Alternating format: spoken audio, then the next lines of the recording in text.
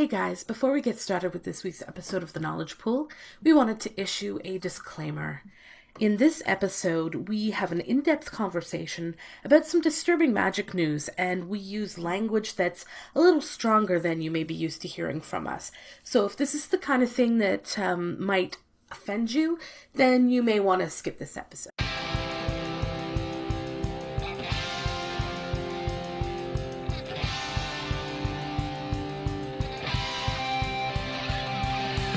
Are you ready to get your feet wet? Because this is the Knowledge Pool, hosted by Gathering Information.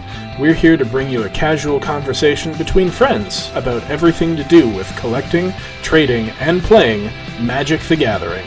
I am Tams. I am Step. And I am Laura. So put on your bathing suits and dive right into the Knowledge Pool.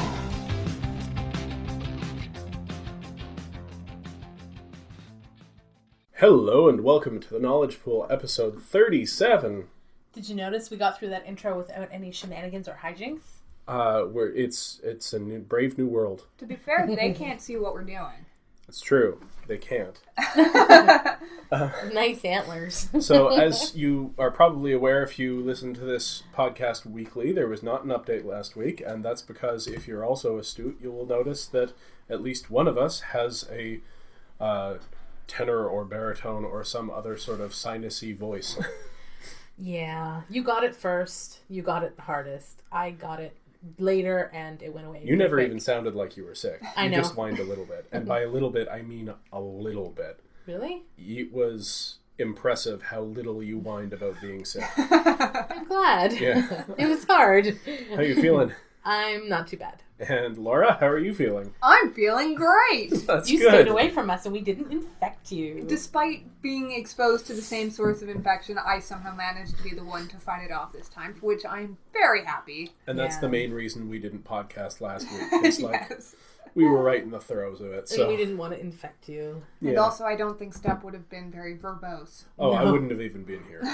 We didn't do You our other would have been on your podcast own. either because, Yeah. there was no talking. So my voice is a little scratchy, but... Well, it's a good thing nothing happened this week in Magic, so we'll not have anything Yeah. to talk about. Nothing at all.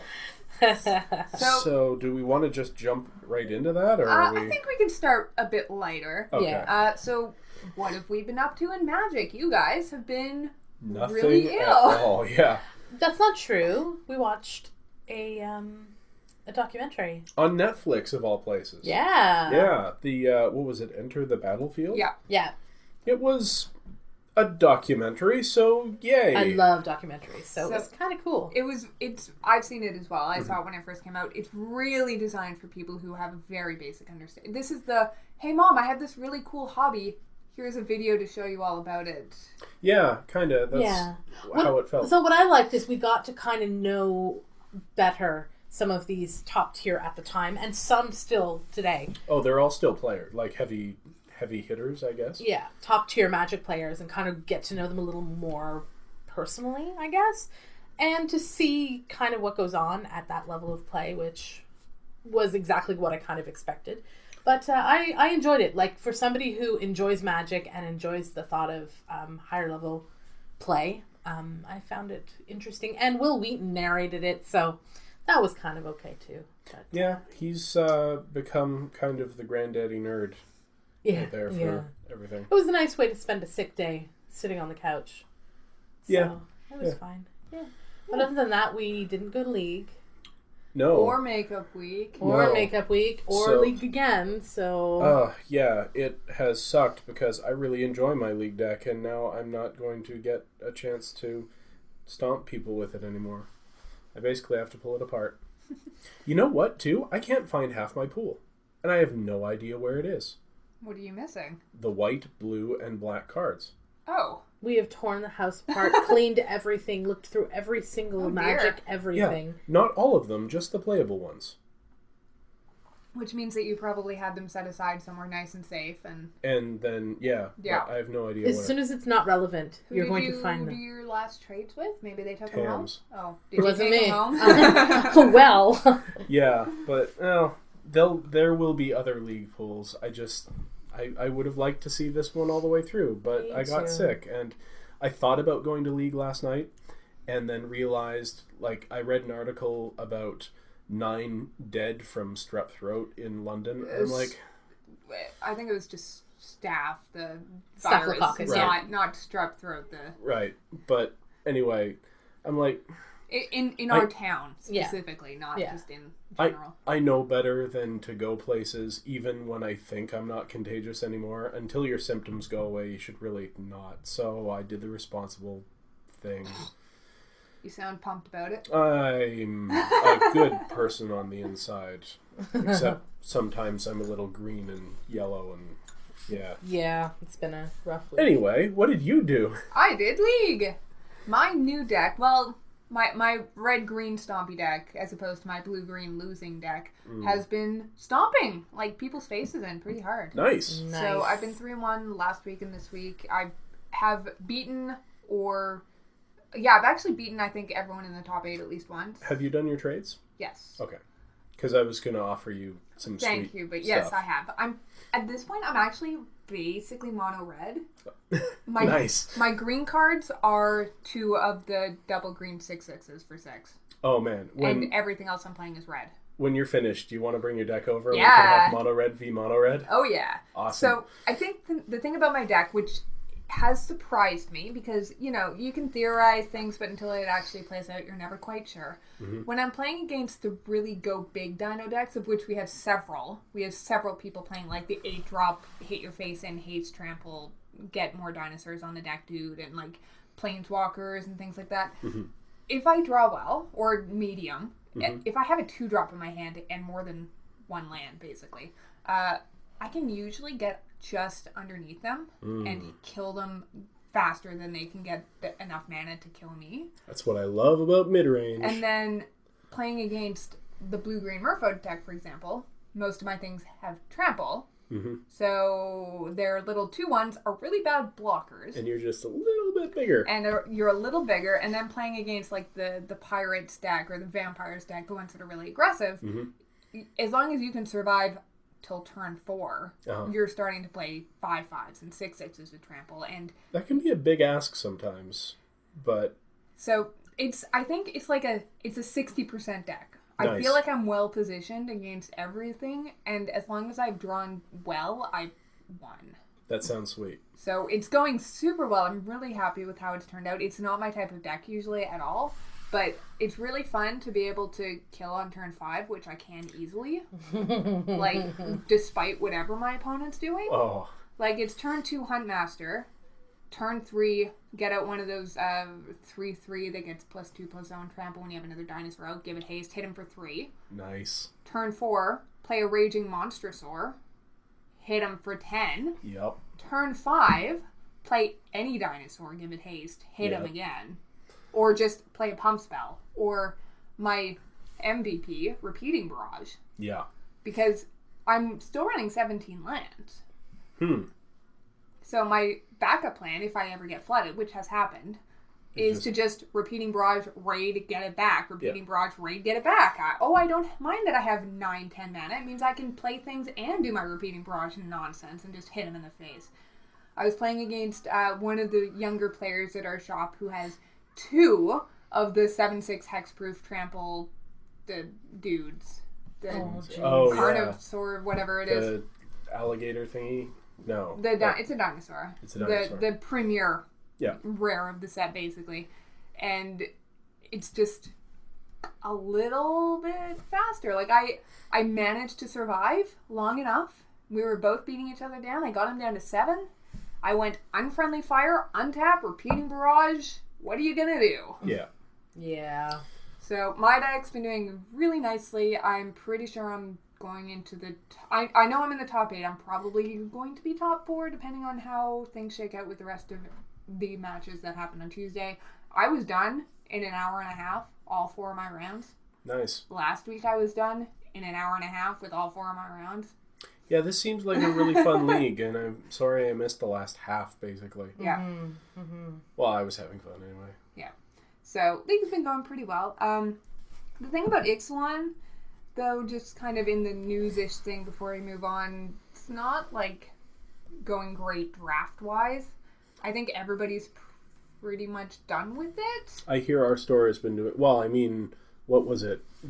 Not vintage. Iconic Masters just came out. That's true. And has been sort of largely forgotten. Yeah, we'll talk about that in just a second. Okay. But yeah, for Ixalan, for example, our store this coming Friday is doing Return to Ravnica full block, throwback draft, and Theros full block. Both of them, draft. if they'll fire. They're not offering an Ixalan draft because it didn't fire last week. Yeah. Like, there's still another month of the set. Rivals doesn't come out till January. Oh, yeah. Well, I mean... Like, fortunately, we'll have the holiday cube on mid-go, I guess, and some of us will be too busy or too poor after buying Christmas presents to have to worry about drafting. And in paper, Unstable will be out. That's also true. So I'm gonna get out for a draft of that. Like, there will be distractions, but I think it's pretty well acknowledged at this point that the set is fairly flat. Yeah. Like, it's enjoyable for a couple of drafts, except that there's, like, 12 weeks of drafts, but you don't want to do that many. Yeah, it doesn't have the depth. Yeah, like, especially off of Hour, which is widely acknowledged as being one of the best draft sets in recent memory. But I drafted the heck out of Hour. It was great. Amonkhet also got mixed reviews, and a lot of people said that it didn't have the staying power, and then Hour came out, and it was like, oh my god, what is this? I'm really hopeful that Rivals will do the same thing. If it does, that's great. I'm not trying to say that, I hate dinosaurs and pirates, and I'm sick of this, and I can't wait until Dominaria comes out or anything like that. I really want Rivals to be great. I'd love it if it shook things up enough. Although, if it does, that'll be an interesting study in the small set block. Because, like, we won't have it for very long, and we've had exactly 3 sets of it. One of which, the single set was amazing, and the second set was and then the... the reverse. And then possibly the reverse again. So it's or possibly just it's all meh. Yeah. Yeah. So, I mean, at this point, I'm well on board with the large set only design Aegis that's I think it'll just simplify testing for them. Right? Like, they only have one draft environment to test. They don't care about how it fits in with the other ones. It's true. So, but... Anyways, moving along to, like you mentioned, Iconic Masters, which came out and was gone again. So Iconic Masters just came out. Did they fire a draft at the shop? I think they got 2. They got both pods. No. I mean one the first week, one the second week, I think. Okay, and now this week they're offering 2 flashback drafts instead of an Iconic Masters and a flashback. Yes. So that kind of tells me what the interest level in that is. Yes. Well, the interest level, the wallet, like, who's going to pay $40 to draft multiple of these sets when the draft environment seems to be fine? Like Shrug fine? Yeah, Shrug fine. Yeah, I would love to draft it. Maybe I'll hop into a draft online at some point. Like, we haven't drafted online in forever. Mostly just because we haven't had the cash. But... yeah, these master sets that are, like, cost more and are just okay. I don't know. And the other thing that people have been talking about with Iconic Masters, you can get it at Walmart. You can get it at Target. There's so much supply of it that it's, like, completely crashing the prices. I've heard that, and if it does actually crash the price, and then maybe that should be the price to begin with. And if it also helps to bring down the price of, like, Modern, then I'm okay with that, personally. Well, the thing is that just a lot of the cards are not widely played. They're specialty cards. They're sideboard cards. Sure. Right? You don't play Mana Drain in your Modern deck. Sure, right. Like, just things like that. It's not... There are so many other restrictions than the cost of these cards. If you can afford the lands for a vintage deck, the cost of a Mana Drain's not going to kill you. I'm more thinking forward to the next Modern Masters. And, like, if the price of Modern Masters was the price of a regular booster draft, I would be able to play Modern, which I would love to do. At the very least, you draft the heck out of it if you could. Yeah, absolutely. So, I don't know. Iconic Masters sort of... The spoiler was interesting, and then I shrugged because Unstable is coming up, and that's my... my bag. Basically, I really liked how they did the spoilers. Like the whole, we're going to actually keep it quiet. And they did for once. I think that's the only set in the past year that hasn't been completely leaked. Which is funny. So they did that, and it was really cool. You didn't know going into... If I'd been able to do that, that would have been nice. Because I enjoyed, doing pre-releases and stuff without knowing the full spoilers. By the way, I owe you an apology. Oh, yes? I did not realize that the... what was it? The sun... The Ixalan Sun card was a leak when I showed it to you. I thought it was officially spoiled, and I apologize. I'll get over it. Yeah. So I think just the problem with the Iconic Masters was the length of time. Yeah. Between HasCon and when it actually dropped. If that had been a week, that would have been perfect. It also would have been perfect because it wouldn't have come out right in the middle of unstable spoilers. Yes. So. And Rivals of Ixalan, oops, spoilers. Yeah. So weird. But whatever. I mean, there's another master set right around the corner, right? So. And I know we said this is going to be the lighthearted intro to the show, but I don't know if you guys have seen the print quality on the Iconic Masters cards. Have not. It's garbage. Is it? Yes. Did you go to a draft? No. Okay. No, just... And obviously, what people post on Twitter and Reddit is self-reported. Be the worst. But there are, stuff. Cards that are peeling off of itself. Oh, man. And I've seen... it seems like just about every pack is going to have some form of alignment issue or an inking issue. Really? Or they're leaving off, one of the black layers, or... Where was it print? The reason that they're so excited about Unstable is that they have printing locked down so that there are almost never miscuts, and they can go direct to the border, so you don't even need that black border anymore. Mm-hmm. And they're so specific. And you're telling me that the set that comes out right before it is full of misprints and miscuts and clear cardstock quality issues? Yep. That is upsetting. So, obviously not for everybody, but not enough, I think. Because this is supposed to be their premier flagship product. This is the expensive Master set. It says Masters right on it. Mm-hmm. I mean, technically it says Iconic right on it, and Dragon was the only tribe that was actually supported. That was an Iconic tribe, but look, the set has its own problems. But the printing itself is just continuing to be an issue. And I really think it's an issue that we need to keep talking about. Yeah.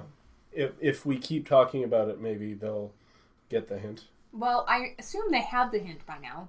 I'm hoping that constant prodding will just get them to the finish line a bit faster. Mm-hmm. I'm sort of half looking for, oh wow, yeah. Now I'm seeing a picture of it's peeling up. It's peeling off of itself, yes. It looks like a sticker.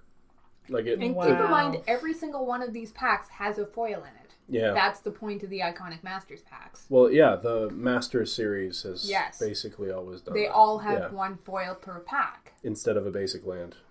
Ugh. So that's disheartening. That's our positivity for the day.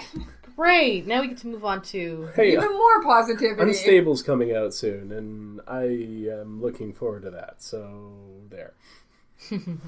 So, all right. The internet. Oh, the internet. Are you ready? If you have any involvement in Magic, the community, I'm sure you know what we're going to talk about next. And it is the entire blowout that starts with Christine Sprankle on, I think, Friday, saying, I've had enough harassment, I've had enough abuse, especially from this one particular guy, so I'm quitting cosplay. I'm locking down on my social media. I'm never going to do this again. I'm selling off my stuff. And she's completely cutting herself from the Magic community. That's what I'm gathering from it. She has made all of her social media accounts private for the time being, and she is quitting Magic Cosplay. Yeah. I imagine in future she'll come out with some other cosplay once this all dies down, because I hope so. She's very talented, and not only that, she's very passionate about it. She put a lot of obvious time and effort into her costumes. Yeah. I've never seen one that I thought was not amazing. Yeah.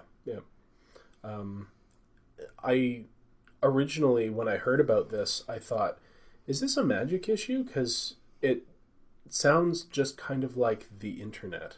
And I'm not defending that, by the way. I'm just saying that the internet is a shitty place to live. But as it turns out, a big name is involved on both sides of this thing in Magic. Yeah, kind of. So the I guess we'll call him chief harasser. Yeah. I don't know. The guy who's named as being the number one source of the problem, I suppose, is just some YouTuber named I don't even remember. I don't care. He's a jerk. MTG headquarters, I think, is what he has gone by in the past. Sure. And his followers, because, you know, if you're a bully, you need followers to go and do your bidding, I suppose. And don't know a bully that doesn't have them, you know? Yeah, they're cowards at heart. So he also has had issues, I guess we'll call them, with the professor at the Tolarian Community College and Wedge at the Mana Source and other things like that. I think he's well known to people who follow that sort of thing in the community, which is certainly not everybody, as being an ass. But the problem is that he is one of the largest YouTube channels, which means that when you search, you know, you go, oh, I'm really new to this hobby, let me see what's on the YouTube and do some research. And then you type it in and you get this guy and he starts off with, here's a bundle I'm unboxing. I've never watched his videos.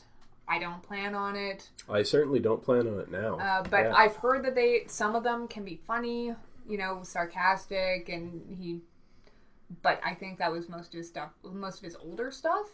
I think he's since devolved into ranting and criticism and not very nice things on his newer videos. But what we'll do is we're going to link the professor's video from Tolarian Academy. A 20-minute video that I feel did a good job of representing this guy in his own words. Well, he shows clips from the video. That way you don't have to go to his site and give him more traffic if you're curious as to the depths. And besides, the videos in question have been removed anyway. So from YouTube for violating the harassment and bullying policy.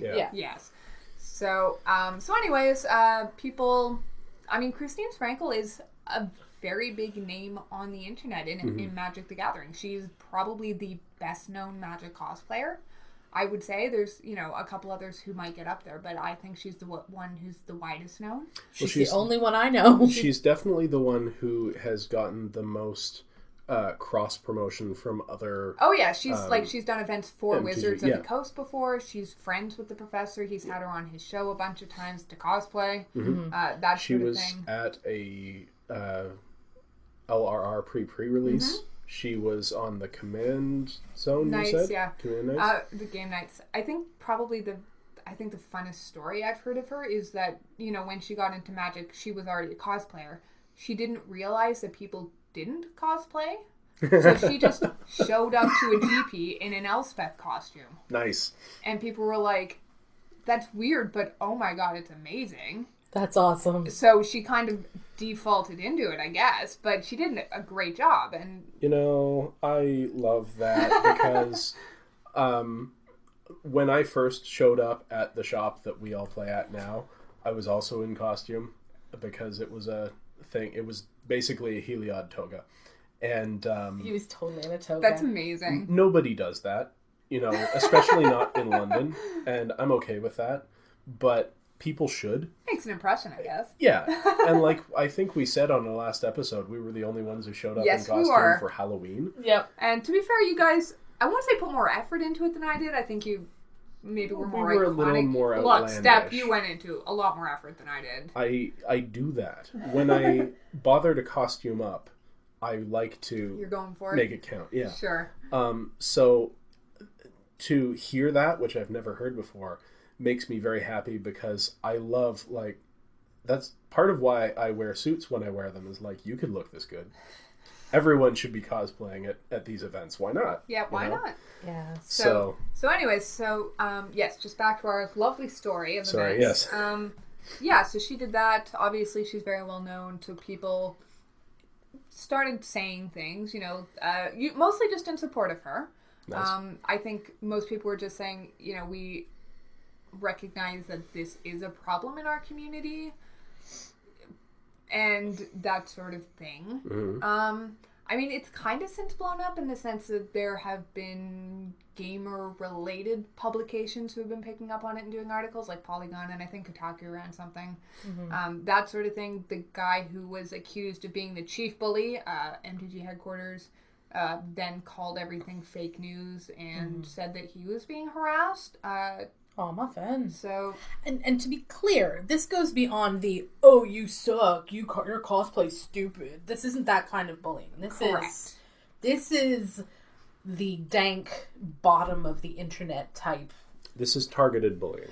And stuff that is veiled in, "I can't believe you don't get the joke, bro." Yes, and not only that, since she's a woman in a predominantly male hobby, a lot of it was sexually targeted. Mm-hmm. And Which is not uncommon for any of the nerd hobbies. Correct. Yeah. And he has been caught using misleading, thumbnails on his videos, Accusing Morrow of being a sex predator of hundreds of victims. Yeah, A lot and of his videos look like joke. supermarket tabloids. I Yeah. was looking at one the other day, and I'm like, how did they even print this garbage? And then, lo and behold, it shows up online, where there are even less restrictions about what you can print. So, yeah. Yeah, so, I mean, basically, we are Canadian. Eh? We do follow American politics to the extent that most Canadians do, because it does have an impact on us. Probably more closely for at least So- Steph and I than we do Canadian But I think politics. for us, this is a bit more theoretical than it is personal. Like, we don't know people who go around calling other people beta males and cucks unironically, or even ironically. I don't think I've ever heard you anyone don't. in person use So- that type of language. You've brought that up, and I want to... We don't cross over our other podcast on this one very often. If you're interested, we do another podcast, Tams and I. You can find it through our parent organization, DraftCat Media. It is centered around human sexuality and pop culture, or gaming culture, or nerd culture, or whatever. And I want to say that that sort of language is not only demeaning from the gamer end, but also from the end of anyone who legitimately has an alternative lifestyle, who's comfortable with that lifestyle, Like, there is no place for shaming anyone in that way, no matter which side you're coming at it from. Am I making sense? Am I being clear? Maybe I should... Yeah, I think, though, that you're kind of just folding back into your point initially, which I think is kind of where I'm going with this too. Is this a Magic problem, or is this an internet anonymity problem? It's both. Yeah. Yeah, so just, continuing on with the story, which is pretty much done. I mean, some of the pros, who are all male, have come out saying, we support a positive community. If you're ever harassed or bullied at an event and you see one of us, feel free to let us know and we'll put a stop to it or whatever. Of course, the problem being, I wouldn't know most pros to put them out if they were on fire. No. I'm much more likely to call a judge if I'm ever And I think having that's a problem. much more appropriate. I think so too. They are trained and have the policies to back them up on whatever actions it is that they choose to take. And they are mandated to make it a safe and inclusive environment for all players. Right. So that's something that they are actively trying to do anyway. So they're probably who you want to go to. Plus, they're easily identifiable in their yes. fancy shirts. They sure are. You just have to yell judge. Yes.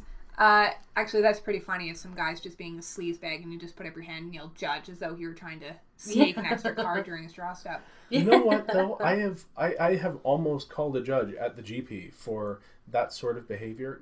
Not really, but like, we were in the middle of a game, in the middle of game actions, and my opponent, was acting like he was just being a playhard, but it was starting to get up to that line of, I'm not comfortable with how seriously you're taking each and every one of these steps, and if he were going to try to game anything on his side, I would have called a judge, Yeah, and just because I wanted a judge there. I mean, even if you feel uncomfortable, it's not like you have to talk to the judge at the table. Oh, no. You just say, I have a quick question, can we step away for a moment? Tell them, look, this dude is making me super uncomfortable, or whatever the situation is. Yeah. Can you just watch the game for a couple of minutes? And, maybe he'll behave, maybe I'm misreading this, whatever.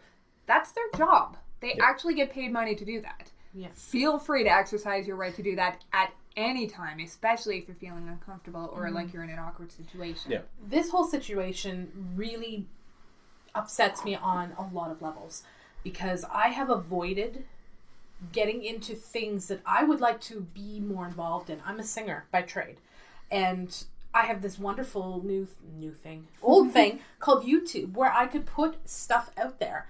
But because of this kind of insidious bullying and hate mongering, I've been so hesitant to expose myself to that. You mentioned our other podcast, and we're a little more insular because the people that find us generally are the people that are looking for us. And I've been hesitant, to put myself out there with Magic. We've talked about doing streaming and doing video stream, and I'm like, do I want to put my image out there to be judged and critiqued? And yes, you have to have a thicker skin, absolutely. And I want to come back to that. But it's a really hard thing, especially as a female, where you're quite frequently, even online, the first thing that they judge you on is your appearance, and it very seldom goes deeper than that. Oh yeah, for sure. It's a very hard thing to kind of expose yourself to. So to hear her having to go through this kind of absolute and utter bullshit, and I'm not saying that men aren't getting this, because they are. I mean, this guy even went after Graham from Loading Ready Run, and from all reports, you couldn't find a nicer guy. Yes, he's also has altercations with, like I said, the professor and Wedge and things like that. So the Wizards did actually put out a quick Twitter statement on Saturday of Thanksgiving weekend. So wow, good on them. I guess somebody was paying attention. Yeah. The problem is just that he hasn't done this in a Magic space. Venue. Yeah, it's a YouTube thing. Yeah, so there's not much they can do. So they released a statement on Tuesday just saying, we really want to promote and support a positive, inclusive community. If you have any problems, here's where you would report things. We're going to try and be faster about revising our player policy code of conduct regarding harassment and bullying, especially online, so that we actually have something in place. But in the meantime, report whoever it is on the platform which they are breaking the policies for, such as harassment and bullying and that sort of thing. And, I mean, there's just not much else they can do. I mean, I don't think anyone was looking for them to magically solve the problem, but... No. I think there are things that they could do, but in my opinion, those things would be inappropriate at this time. Like, people are saying this guy should be banned from competitions, and I don't agree with that. Because he hasn't done anything in that vein, in that context, I don't think that would be an appropriate step. I would almost see that as bullying the other way. But on YouTube, if something has violated their terms of service, and their terms of service should include community conduct, then absolutely take the channel down, take the video down. Report him. The user. That's where I think the line is, but that's also my opinion.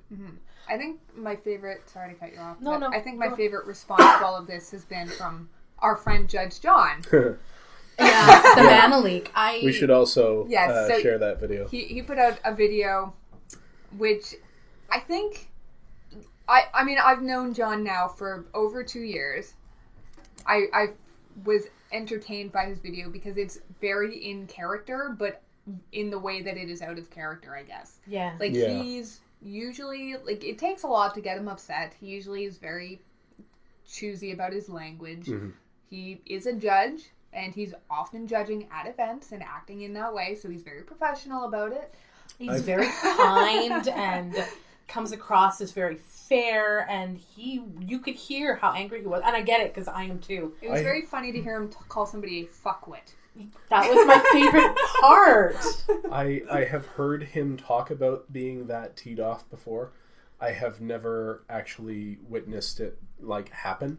Like he has described himself saying these things to me because some judging story or whatever. But it was like you say, entirely in character and being out of character. And I think also just the way that he feels that people should respond to this. Yeah, this is an important point, and I think he nailed everything. So you guys definitely should check it out. But he wasn't directing people to direct ire at the guy. He was telling them... He was saying, don't do that. Yeah. Yeah. He was saying, don't watch him, unsubscribe. If you happen to see any of his videos and he crosses those lines, report. And don't comment. Yeah, and don't comment. Yeah. Which I think is the perfect... Yeah. But here's the insidious thing about these situations. We keep coming back to talking about the abuser and not the problem. Which are his 150,000 YouTube subscribers and tens of thousands of Twitter subscribers? That and the culture that this sort of thing thrives in. Yeah, which I think all of us know is not isolated to the Magic community. No. I think nor is it new to the Magic one of community. the things that upset me a lot hearing was reading his screen captured Facebook group chat where he talked about going to a GP and how he was going to need some people to go into a panel with some of the people that he targets for bullying and needs them to, troll. Yeah, rep him and, I'll buy you guys a beer if you'll say some of my questions. And then he's like, I'm joking, bro. And maybe he is, but it doesn't matter. You're rallying and this he also doesn't anger. Say in any of his tweets that he is joking. No, not until later when you call him on it. And he doesn't even say that in a tweet. He only says that if you're actually watching his videos. If you're just a Twitter subscriber, how are you to know? If I'm going to give him the benefit of the doubt and say that all of that was him joking around and he thought everyone knew that that was just joking around, then he is the biggest idiot. Like, I can almost see someone thinking that everyone will get this as a joke, but that person is dumb beyond compare. He's been around the block enough to know. He's had enough experience with followers. That is also a possibility. That he has to, you can't not know. And that kind of mob mentality that starts online and moves to real life is such a volatile, scary thing to me. Yes. We saw stories about this kind of thing, but it had to do with YouTube, feminist YouTube content providers and, a channel. The whole Gamergate thing. Yeah. And so you've seen it come up time and time again. And I think it's something that is now part of the culture that we've created as far as internet goes. But we're going to have to come up with some way to deal with it. Can I go back to talking about having a thick skin? Yeah, you said you had something to say about that. I want to talk about what having a thick skin actually means, because it's a thing that gets thrown around a lot when these situations pop up, and it doesn't actually have anything to do with this. People always say, and I know that if you're going to be online or if you're going to be in the public or if you're going to be a celebrity, you have to have sort of a thick skin. But what having a thick skin actually means is, where it comes from, is being able to accept criticism without feeling that criticism. And that's in a productive capacity. If you are in an academic or an artistic program, you need to be able to take criticism from your instructor and your peers and people who you want feedback from on whatever the thing is, your work, your thesis, your project, and see that criticism as of the thing and not of you as a person. Even at work. Even at work. Especially at work. Yeah. So in real life, what it means is not another euphemism, not wearing your heart on your sleeve, etc. It means being able to take constructive criticism and think of it mentally instead of emotionally. That has nothing to do with bullying. That has nothing to do with the culture of public figures not being able to have a private life or having to listen to unsolicited criticism about their own personal dealings. Or slander or libel, which is then just just a joke. And I think the more appropriate phrase is it has become part and parcel, which it should not be. I want to give another example because I have been thinking about it a lot since Desert Bus. Desert Bus for Hope was this past week and a half ago now. They, by the way, raised over $650,000 for Child's Play. Which is awesome. Which is amazing. One portion of Desert Bus had Kathleen talking about, not specifically, but I could tell that it was in relation to her hair and how she'd gotten negative comments about her hair. Now, I myself have criticized her hair to me and to Tams, saying that I don't like it. It's not your thing. I have not sent her a message saying, "Oh my God, your hair is terrible" on Twitter, or "Can you please do something about blah blah blah." But why not, Steph? Shouldn't she know all about what you, random person who she's never met before in her life, thinks about her appearance? What is it? No, she shouldn't. What is it that she put it? She said that she is responsible for killing boners. I think that's how she phrased it. And you know that somebody posted that to Twitter or somewhere, or a YouTube comment or something. I'm like, oh, that is some sort of douchebaggery. Yeah, it's just... Well, it's annoying because Kathleen produces so much content. Like, that's what she's trying to present to you. She's not selling herself as a pinup model. Yeah. No. In that case, sure, maybe you might have the right to criticize her to yourself. Yeah. Like, but if you're saying, oh, I don't like your haircut, therefore I think what you produce is shit. And if I was not related. going to do anything, I would be like, hey, I don't know if you realized, but this particular aspect of the cut, blah, blah, blah. Like, critiquing the thing itself and not saying that she's a terrible person or anything. But even so, would you do that if it weren't relevant to what she produces? No, and I wouldn't do it unsolicited, which it would always be, because she doesn't know who I am as a human being. Yeah. So listening to her say that, I was like, yeah, you go. Like, that's exactly how she should be reacting, and how people should really take that to heart. Like, don't just throw unsolicited advice at people whom you don't know, you know? I completely agree. Like, if you want to say, Kathleen, here's what I think about your most recent feed dump, here are some things that I personally, as a viewer, think could be changed or adjusted, or here's what I liked. That's great. Yeah. That's feedback. That's constructive criticism. That's feedback. That's exactly what you are allowed. Those are the boundaries. That's what you can do. That's where it ends. Yeah. She doesn't know you from Adam. Right. She doesn't care what you think of her hairstyle. Right. She's not inviting criticism. If she came out and said, hey, everyone out there, Check just out got a my haircut. new do, yeah. Yes. Let me know what you think. But she didn't. Yeah. And yeah. Yeah, I think it is the way the internet works. We are all anonymous. We all have the ability to reach out to these people who we feel have touched us in some way. And we all, or not we, I certainly don't do this. Some people have grown up with this sense of entitlement without any sense of empathy. And I have felt that. I have felt a sense of entitlement, or a sense of, like, authority over these people who project a bit of themselves out there because they're interacting with me on that level. But you just have to take a second to check that and understand, no, I don't have any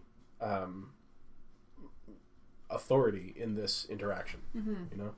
So I just wanted to throw those things out. Yeah, you mean there. it comes to that, you really feel like you know people. You really do, yeah. When they're, and it really, yeah, I know exactly what you mean. And on the flip side of that, like, watching Loading Ready Run's mail time, and when they get their mail, and people often will say, you have been such a big part of my life, it just seemed weird that you didn't know I even existed, so here's this thing, I love what you do. That is, I think, the correct way to go about trying to make that contact. Mm-hmm. You know? It's also a little creepy. A little, maybe. But I think one of the things that... I don't even know if it's relevant, but whenever you see somebody on YouTube, on the internet, it is a persona. To some extent. Yep. Whether it's a small extent or a huge extent. Like, did you know the professor at the Valerian Community College has an actual first name? Could you tell me what it is? I never thought about it. Like, they are all acting to some extent. Mm-hmm. We certainly are. Here's one for you. I met someone who listened to our other podcast. We've been on the air for 2 years. And they know so much about me. And it is such I finally got to experience it from the other side. Mm-hmm. And they're like, I really want to get to know you, but I kind of already know you. And I feel like things are really unequal because you don't know me at all. And, you go to tell that story and they're like, oh, yeah, I remember you talking about that. And you're like, huh, yeah, yeah, okay. That's the other side of that. Where yeah, it's a weird thing. Everyone out there is projecting a persona, but it is also a real human being. So keep that in mind when you're making comments. Yeah. Yeah, I think if people just remembered that they are real people. Yeah. Like, have some empathy. Just because you think a comment is going to be super funny, ha ha ha, would it be something that you would say to their face? Mm-hmm. If yes, then maybe it's okay. Think about it first. If no, what are you doing with your life? There's another aspect of this which I wrestled with a little bit when I heard about it, which was the catharsis in anonymous trash talking. Yeah. And it's true that I think there's a place for that. It's not in the comments of somebody's video. It's not talking about some person. Where I figured out was the right forum is I used to go on forums and message boards where people go to do that. You know, watching two people trash talk each other, they have signed up for that. It's about consent. Mm-hmm. Both of the people in that conversation have consented to that conversation, versus you throwing something at someone that has no way of consenting to that interaction ahead of time. In the public eye. Yeah. Yeah. Does that make sense? Mm-hmm.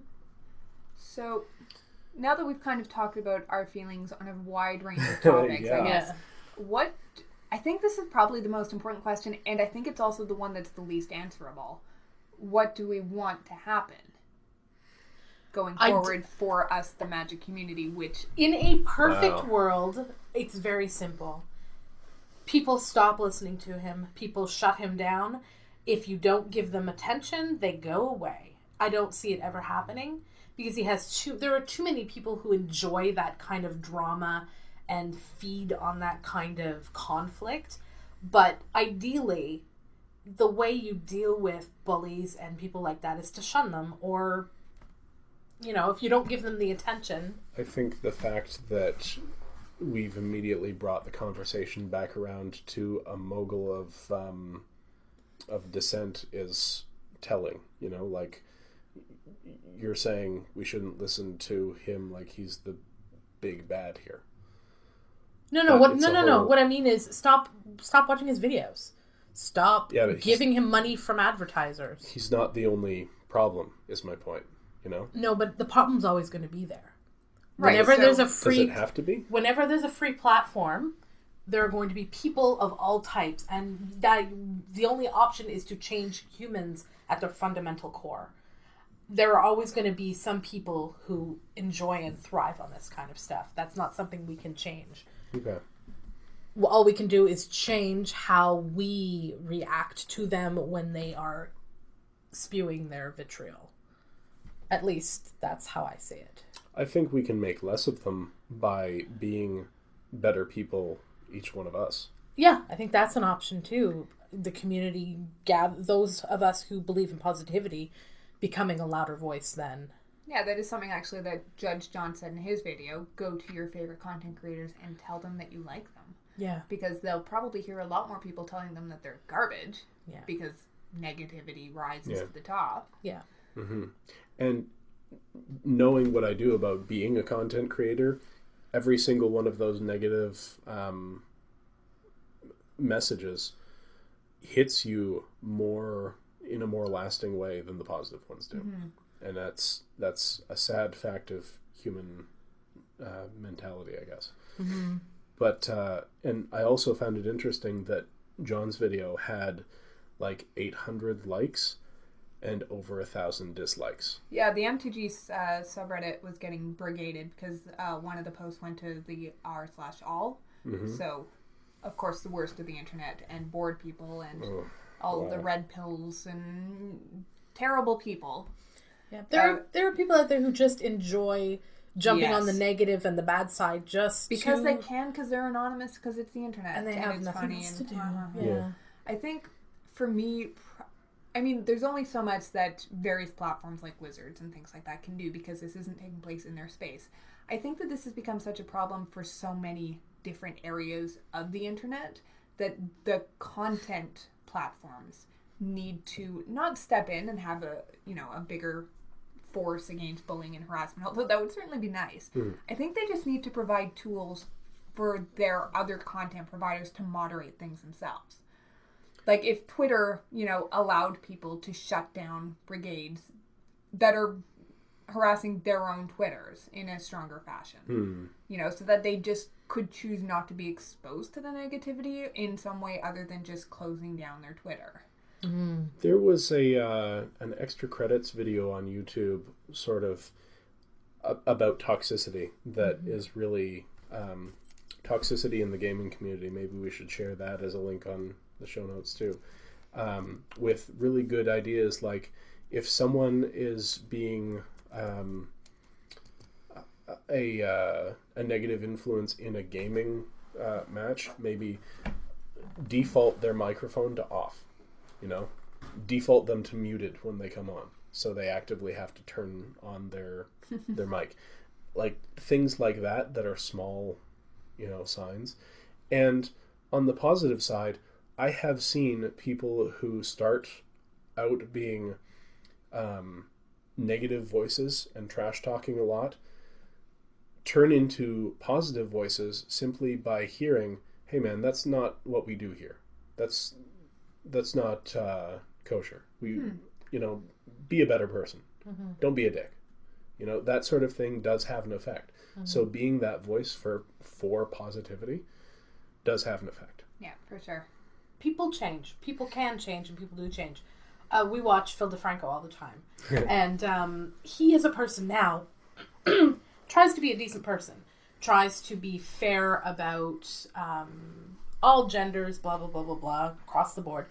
But he's the first one to tell you, he leaves all of his old videos up from like 10 years ago because he was a dumbass kid who said really stupid things, and he owns up to it, and he says, you know what? I learned to not be a dick and to be a better person, but I want to leave this out there to be like, this is what I was. This is who I am now. I'm damn proud of where I am now compared to there.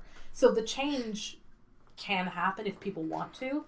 And, I kind of like what the professor was trying to do, was pointing out to this content creator, just think about what you're doing. Take a look at it from this perspective and see the impact you're having. Just I'm not asking you to stop because you won't, but just think about it. And it would be nice if he would change, if he would see the error of his ways. But yeah, and it's okay if that happens to you. Yeah. If you say stupid things on the internet and then you change your mind, all you have to do is say, I'm very sorry. I didn't realize what my actions or what my words meant to you. I have changed my mind. That's fine. And then do it. Then let your actions reflect that changed mind. Like, it happens to everybody. We all learn and grow up and evolve as people. We're humans. That's what's so cool about us, is we get to learn and grow and change according to our experiences. Yeah, me 10 years ago was a much negative much more negative, I guess, person than I am today because I choose to be a positive person. I used to say dumb shit all the time, and sometimes I still do. So yeah. And I think it's an interesting side note to mention that there's been a lot of media about people being discovered as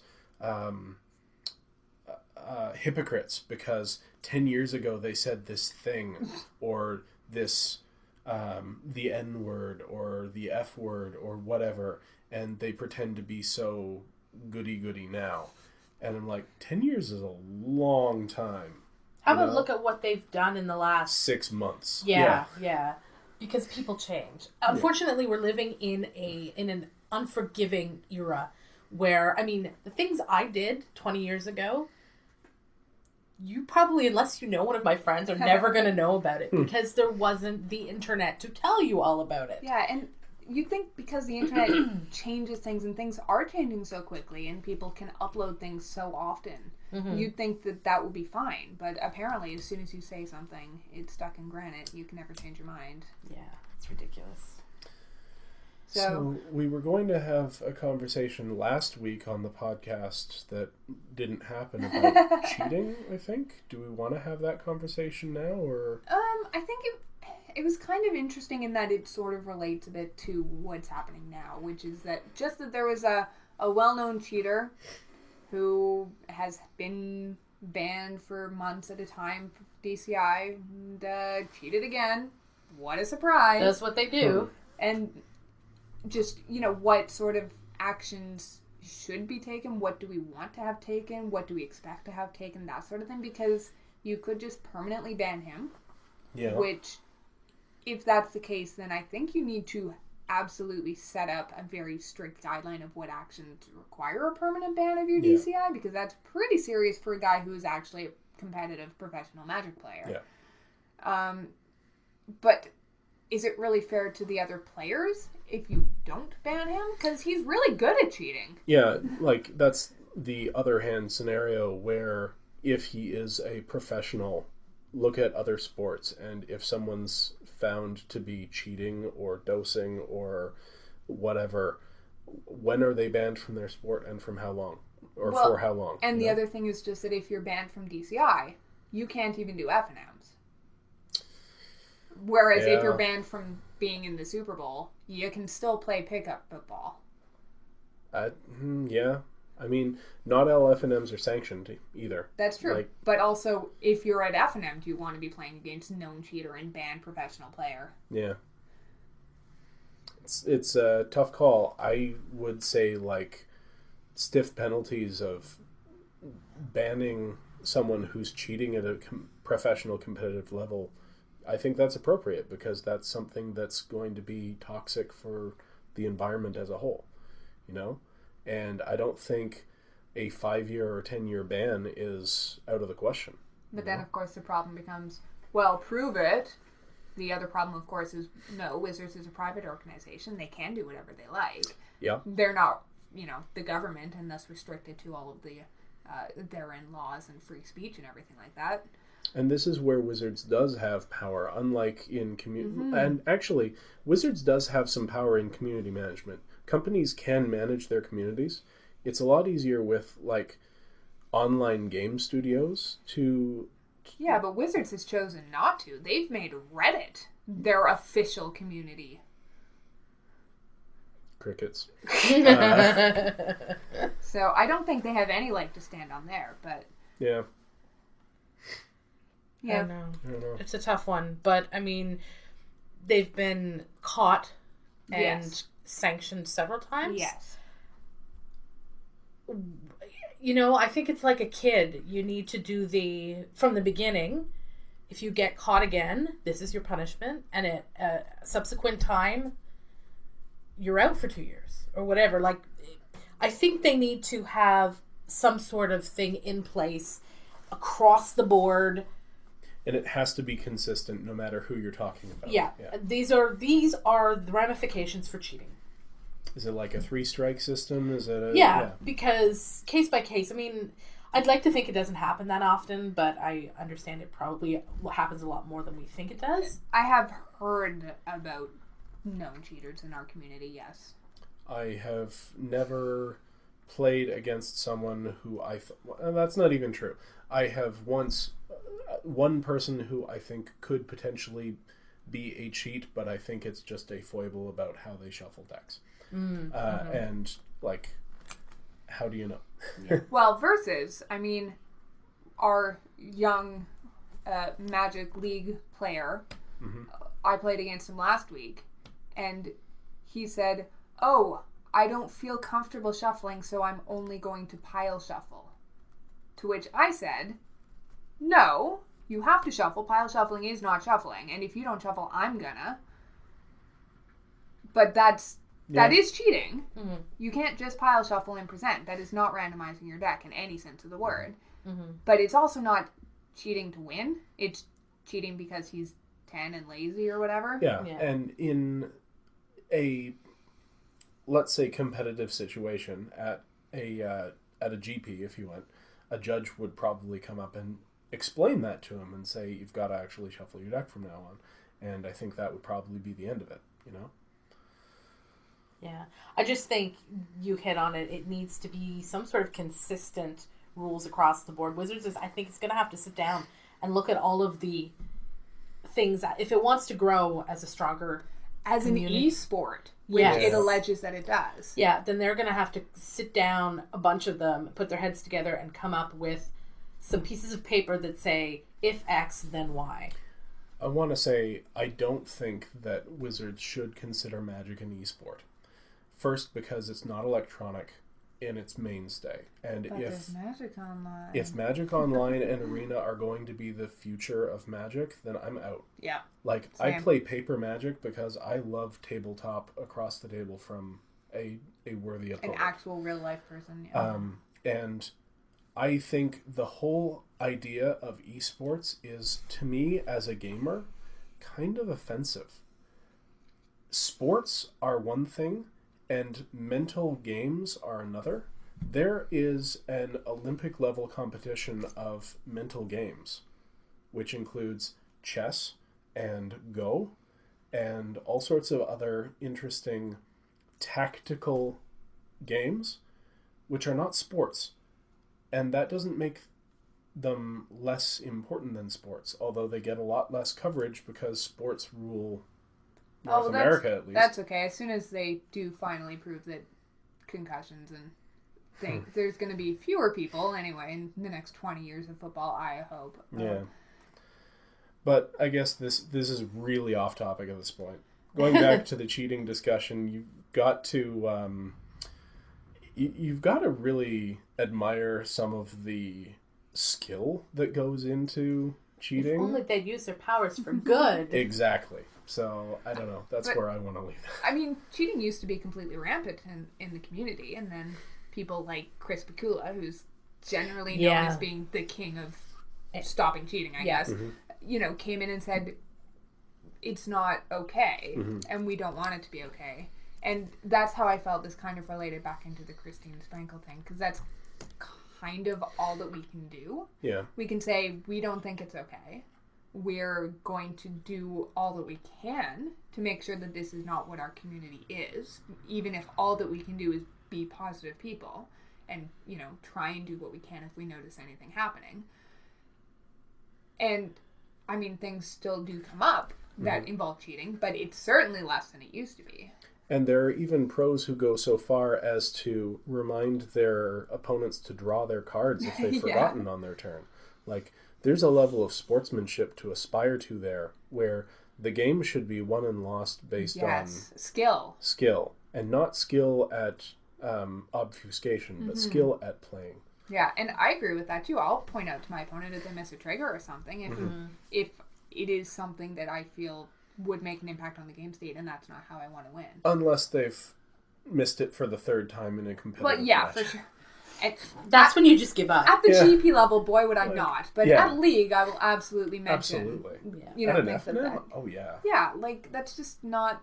Because, again, and pointing out missed triggers is not something that you need to do.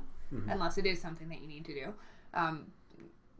Pointing out beneficial May triggers, for example, you don't have to point them out or anything like that. But if you want to be a fun and inclusive gaming group, it's nice to do so. It's to consider. I'm a spike, and that means I want to win based on my skill.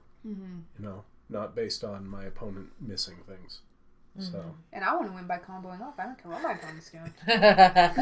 So we did have a bunch of other sections for the show tonight, but I think we're going to just leave that until next week. That sounds We've had a long conversation here about my voice is starting to get a little so. But thank you both for joining me for this really in-depth discussion about important issues.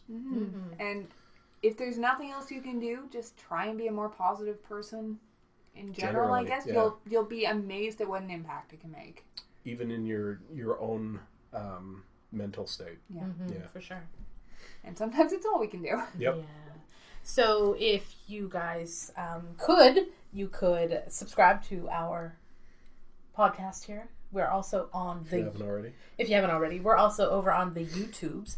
And if you have anything you want to share with us, please feel free. We are at theknowledgepoolpodcast@gmail.com. Look, I wrote these things down this week. We are at Infogatherers on Twitter.